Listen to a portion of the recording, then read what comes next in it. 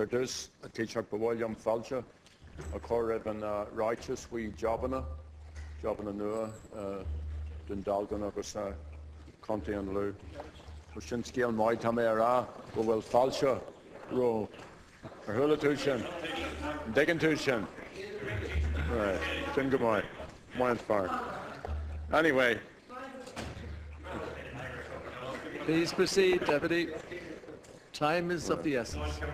Well, for the benefit of those on my right, I want to welcome, Taoiseach, the announcement of jobs in Dundalk today. Sin go mai. Right. Anyway, and to continue, I also want to bring to their attention that less than 7% of households liable for the household charge have actually paid this tax, and we're already halfway to the government's 31st of March deadline. And I think, if I understand properly, that the government plan was to use €160 million funds generated from this tax for local councils to pay for their local services. And Taoiseach, that clearly isn't going to happen.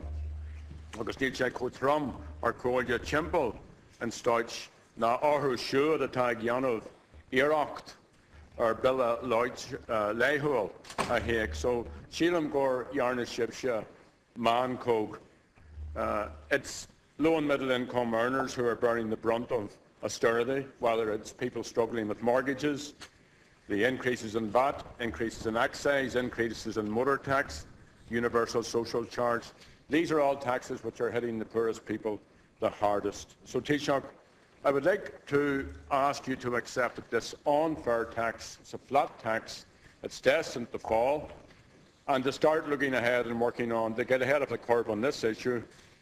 And I'd like to suggest that you axe this tax and instead introduce, for example, a cap on wages in the public sector at 100,000, as Sinn Féin proposed in our pre-budget submission. So, Taoiseach, will you accept that on this one you've got it wrong, and will you drop this unfair tax? Thank you. Taoiseach. Well, wonders will never cease. I actually didn't think I'd have you come in here, Deputy Adams, and welcome something. So, well done on that. And I hope that all the young men and women in Dundalk who go down to Deputy Fitzpatrick's office and every other office and make their claim for acceptance on merit to PayPal will be part of a new economic resurgence in that part of the country. So that's back here to get. Now, see, talking to somebody from London the other night who has actually two houses.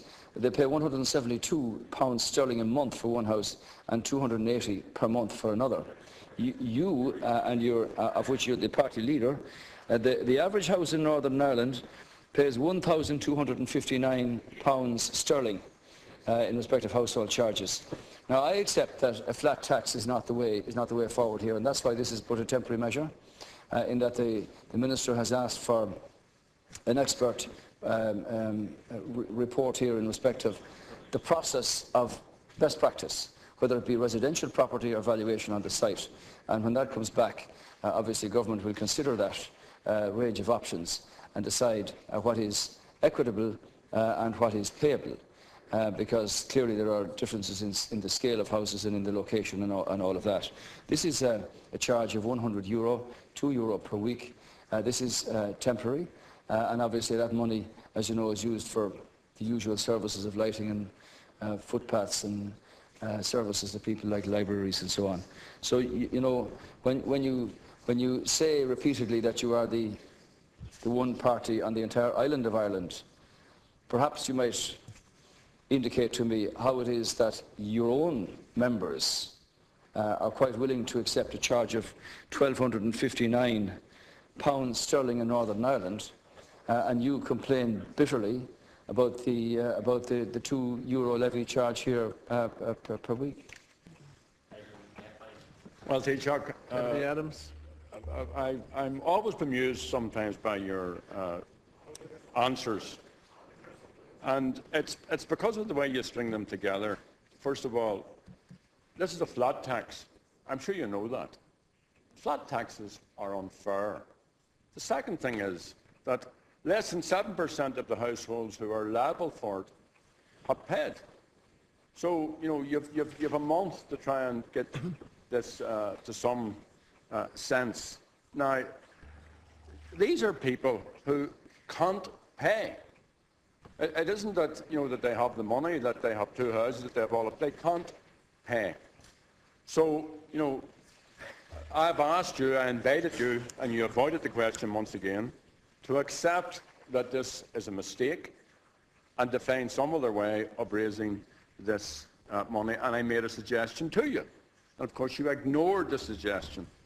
Now, many people are asking, how come that the government can find money to increase the pay of special advisers?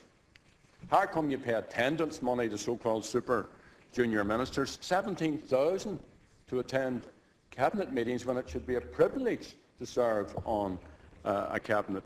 So, Taoiseach, are you seriously saying that at the end of this process that tens of thousands of citizens are going to be hauled before the courts for a charge which they can't pay, and yet not one banker has ever so far faced due process? Taoiseach, I put the question to you again. Accept that this was a mistake and change it, please.